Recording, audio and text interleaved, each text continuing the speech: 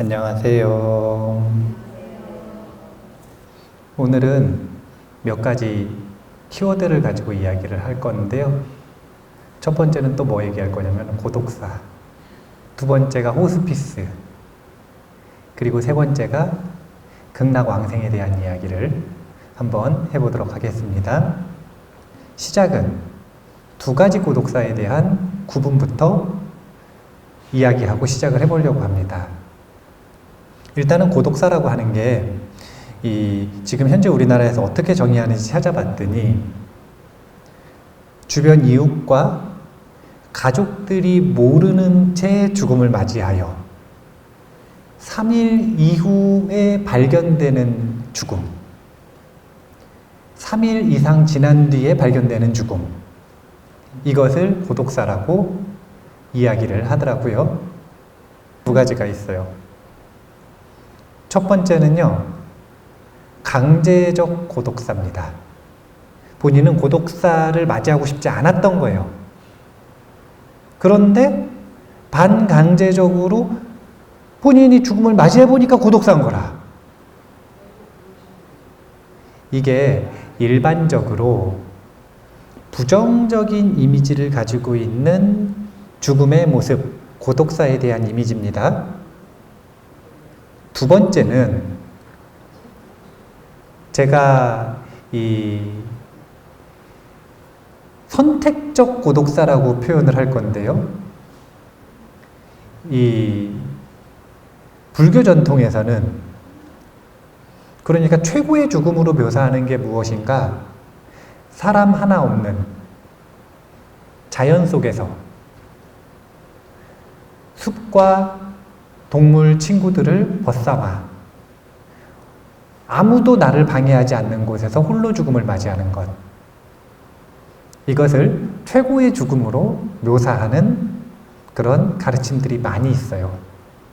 스님들의 죽음은 약간 느낌이 틀리거든요. 우리 저기 하동에 그림 그리시는 스님이 계신데, 이 스님이 한 50년 교류하시던 스님이 돌아가셨다 그러더라고요. 그래서 갔더니 연세가 80세 가까이 되셨는데 이미 12일 전부터 물만 드시고 계시대요. 이제 곡기 딱 끊으시고 12일 동안 딱 기다리시다가 이 스님 온 거 딱 보고 평생 이 스님 공부시키려고 그래 노력을 하셨대요. 이 스님 표현이에요. 공부하라고 그렇게 강조를 많이 했는데, 여기서 말하는 공부는 성공부하라고. 그런데 그림 그리지 말고 성공부하라고 그래 강조를 했는데 말을 안 들었대요. 그러니까 12일 동안 고개 딱 끊고 기다리시다가 얼굴 딱 보고 입을 탁 다물고 한마디도 안 하시더래요. 이 스님 느끼면은 괘씸하게 생각하는 것 같았대요. 그래가지고 그 스님 얼굴 뵙고 옆에 앉아 있다가 배가 고파가지고 여기 옆에 있는 도반하고 나가가지고 1시간 밥을 먹고 들어왔는데 그 사이에 가셨다 그러더라고요. 아주 깔끔하고 깨끗한 거예요. 분위기도 그렇고.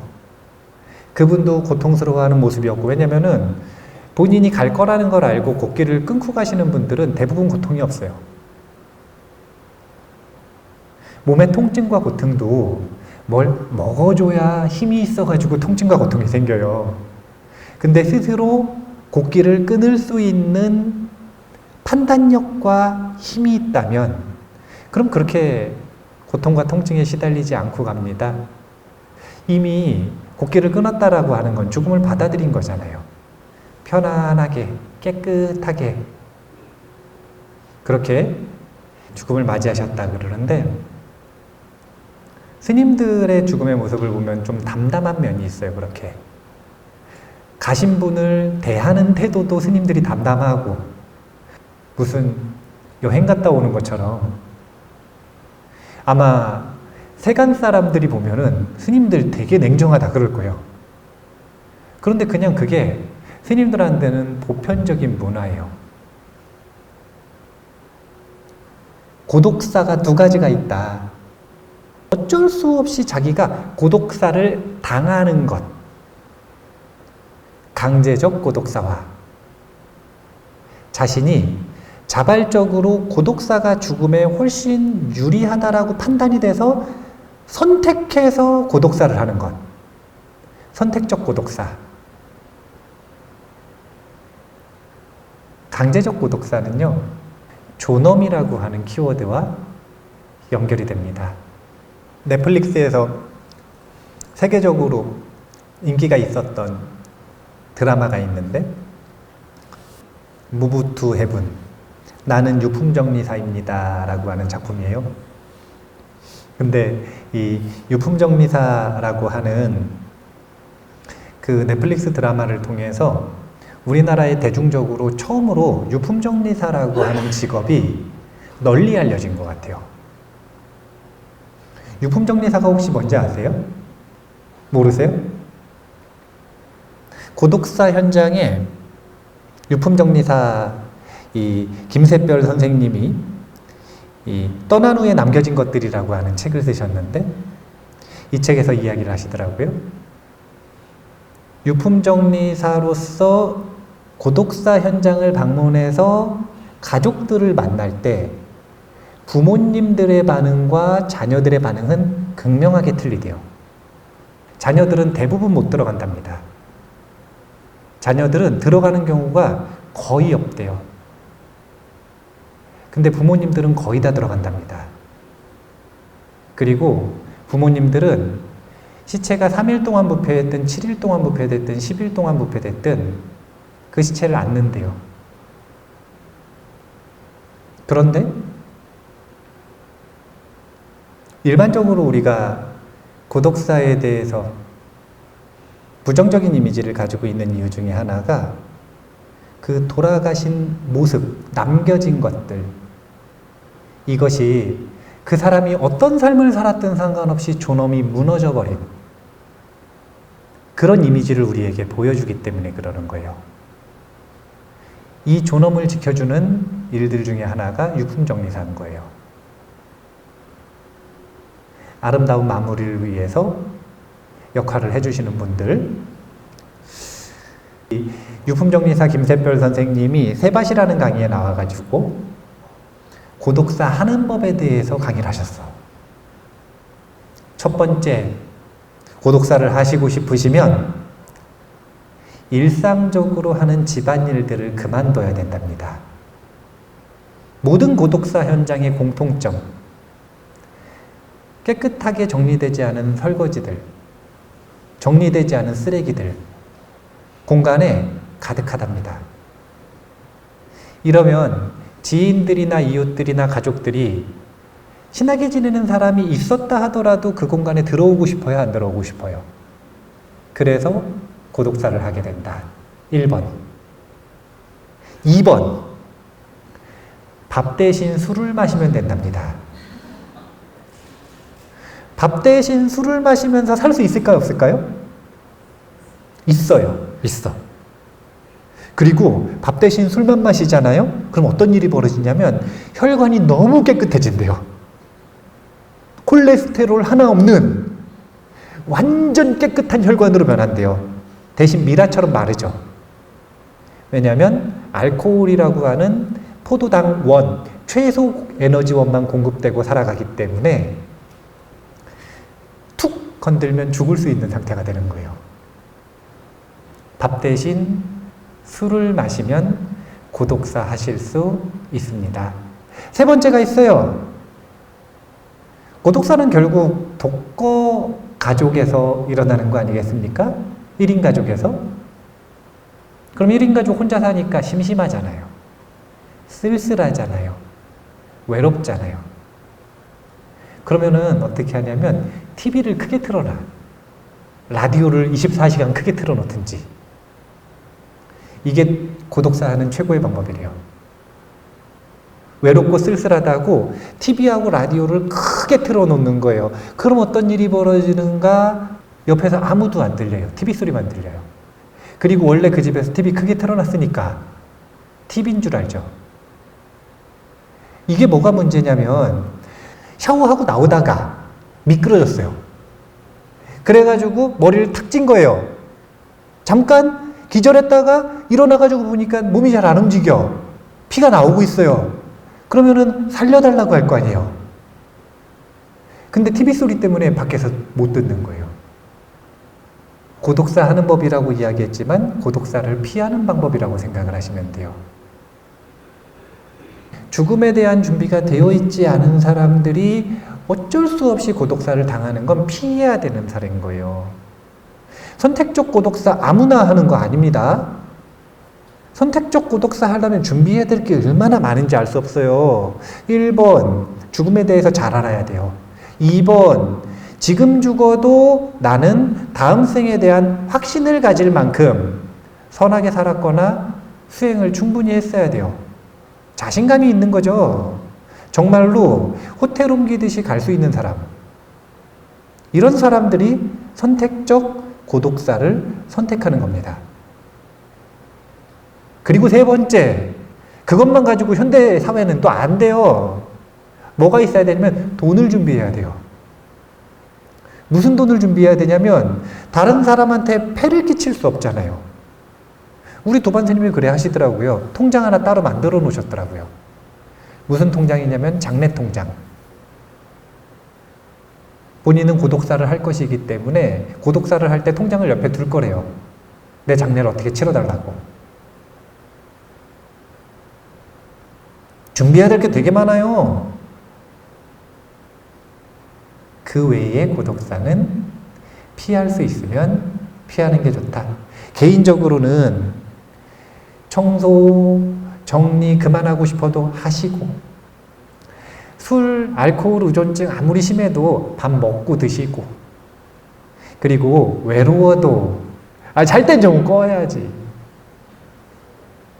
또 이런 방법 말고도 개인의 노력 말고 결국은 고독사라고 하는 건 이웃 간의 소통이 없어서 일어나는 일이거든요. 그래서 주변 사람, 이웃들을 정기적으로 관심을 가지고 만날 수 있는 시스템을 단체가, 지역사회가, 국가 차원에서 만들어줘야 돼요. 그렇게 하면 고독사를 피할 수 있는 겁니다. 극락세계 얘기해 볼게요. 극락세계는요, 가기가 진짜 좋아요. 저는 주불이 아미타불이라. 저한테는 주불이 아미타불이에요. 근데 저처럼 주불을 아미타불로 모시고 정토에 대한 신앙을 가지고 있는 사람들은 공통점이 있는데, 그게 뭐냐면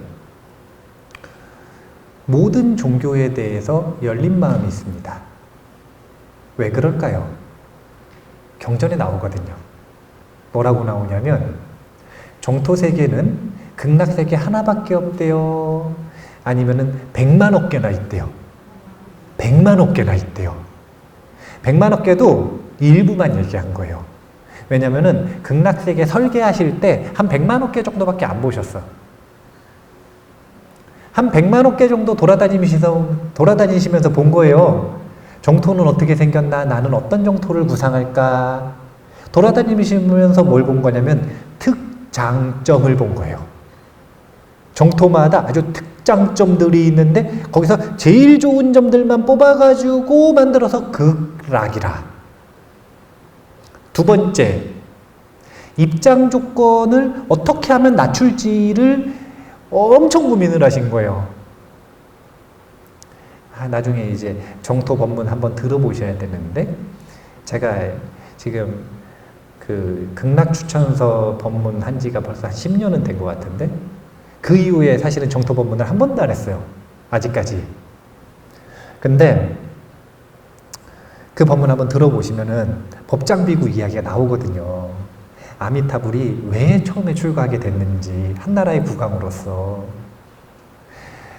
그래서 극락세계에는 설계 의도 자체가 한마디로 표현하면 이렇게 표현할 수 있어요. 그게 뭐냐면 하이리스크 하이리턴이 아니라 로우리스크 하이리턴.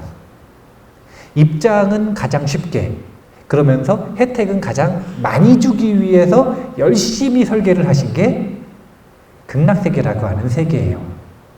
그런데 그러면 극락세계의 입장, 태어나는 조건은 까다롭다는 거예요? 안 까다롭다는 거예요? 자, 한번 예를 들어 볼게요. 100명의 사람을 죽였습니다. 연쇄살인범. 극락세계에 갈 수 있는 방법이 있을까요? 없을까요? 있어요. 다른 정토는요, 얼마나 무서운지 태어나가지고 살생을 한 번이라도 했으면 못 가요. 어떤 데는 도둑질을 한 번이라도 했으면 못 가요. 어디는 삿대음행을 한 번이라도 했으면 못 가요.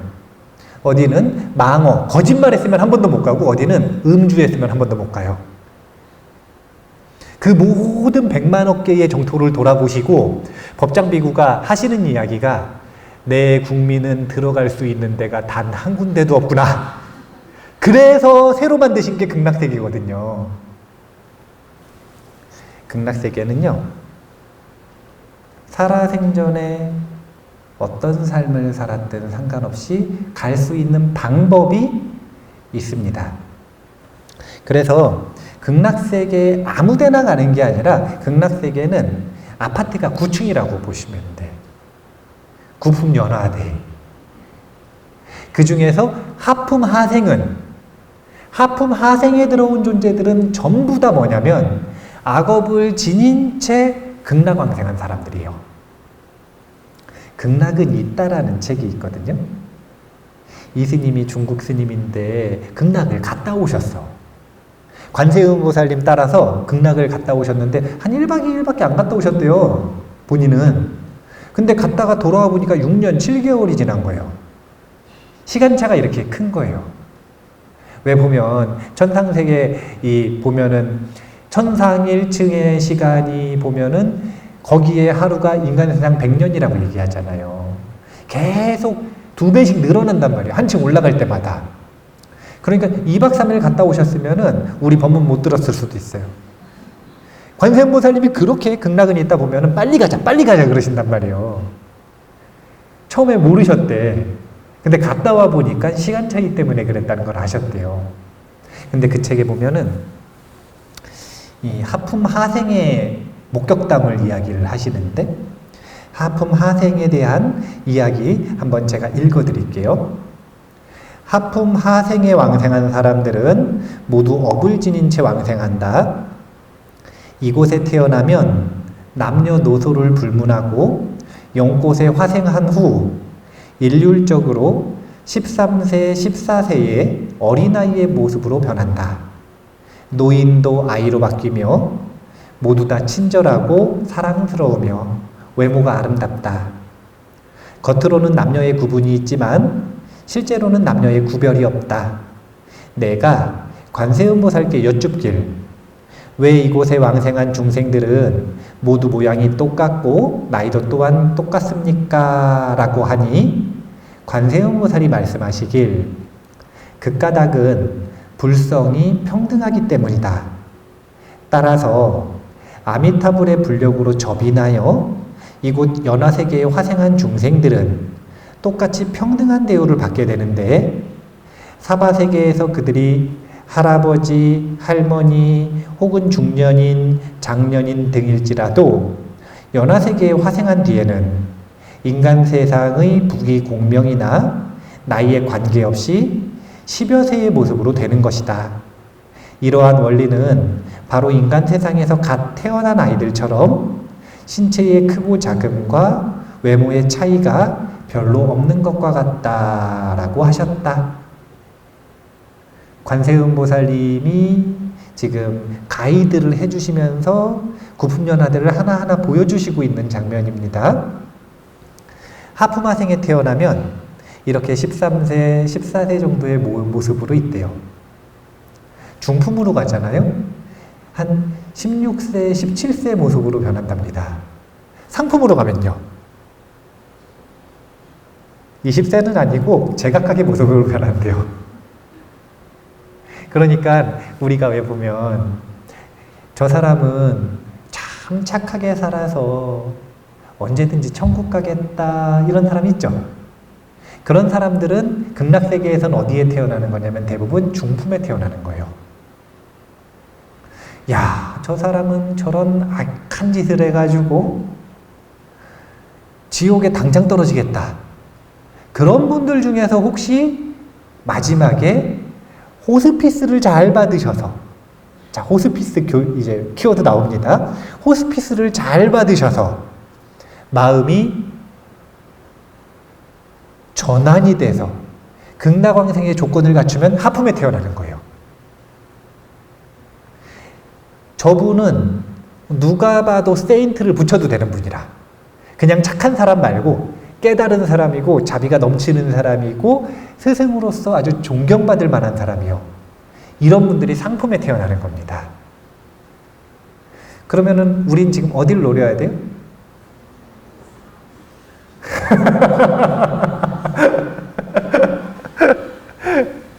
어딜 노려야 되는지 아시겠어요? 모르시겠으면은 뭐부터 보셔야 되냐면은 관무량수경부터 보셔야 되는 거예요. 하품하생은 몇 평이고 어떻게 태어나는 것이고 하품 중생은 몇 평이고 어떻게 태어나는 것이고 이런 게 다 설명이 되어 있는 게 관무량수경이라고 보시면 되는 거예요. 우리는 일단 하품하생부터 보죠. 이제 이 관장 스님이 극락세계에 가셨는데 살아생전에 이 알고 있던 비구니 스님을 만난 거예요. 그래서 극락세계에 왕생한 걸 딱 보고, 아니 사제는 그러니까 이제 법사제인가 봐요. 같은 스승에게 공부한 사제인가 봐요. 사제는 어떤 연유로 벌써 극락왕생을 했냐고. 그러니까 그 사제가 이야기하기를, 이 스님이 극락 유람하는 동안 중국에서 문화혁명이 일어났대요. 그래서 스님들 다 잡아가가지고 고문 엄청 하고, 우리나라 일제시대랑 비슷하죠. 근데 그거 대처화가 시작이 되자마자 본인은 선택을 했대요. 어떤 선택을 했냐면 몰래 도망가가지고 강물에 몸을 던졌답니다. 극락세계에 태어날 수 있을까요? 없을까요? 없어요. 왜 그럴까요? 자살은 무슨 악업이에요? 살인죄죠. 살인죄죠. 그런데 이 스님이 이 비구니 스님이 생전에 종토 수행을 열심히 하셨고, 그리고 온 삶을 바쳐서 수행에 전념하신 분이시기 때문에 특별히 하품으로 태어나실 수 있었던 거예요. 하품 왕생을 하잖아요. 그러면은 원룸에서 사는데 그 원룸이 아주 최첨단 시설이 있어요. 애플의 이거 뭐예요? 애플 비전 이거는 상대도 안 돼요. 거기는 그냥 저 메타버스가 우리 요런 걸로 구현된 게 아니라 마치 캡슐 안에 들어가면 완벽한 가상현실이 구현되어 있듯이 그런 가상현실 시스템이 완전히 구현된 세계예요. 그래서 하루에 일정 시간은 나가가지고 다 같이 13살, 14살 모습으로 변해가지고 막 공부를 해요. 막 이것저것 공부해요. 경전도 공부하고, 참불가도 부르고, 축구하고 싶은 사람 축구하고, 춤추고 싶은 사람 춤추고 막 놀아요. 그러다가 거기는 밤낮이 없으니까 일정 시간이 딱 되면은 종을 탕 치면은 다 같이 이제 자기 원룸으로 들어갑니다. 연꽃으로. 그럼 연꽃으로 딱 들어가면 뭘 하기 시작하냐면 가상현실 꿈을 꾸기 시작하는 거예요. 가상현실 꿈의 내용은 뭘까요?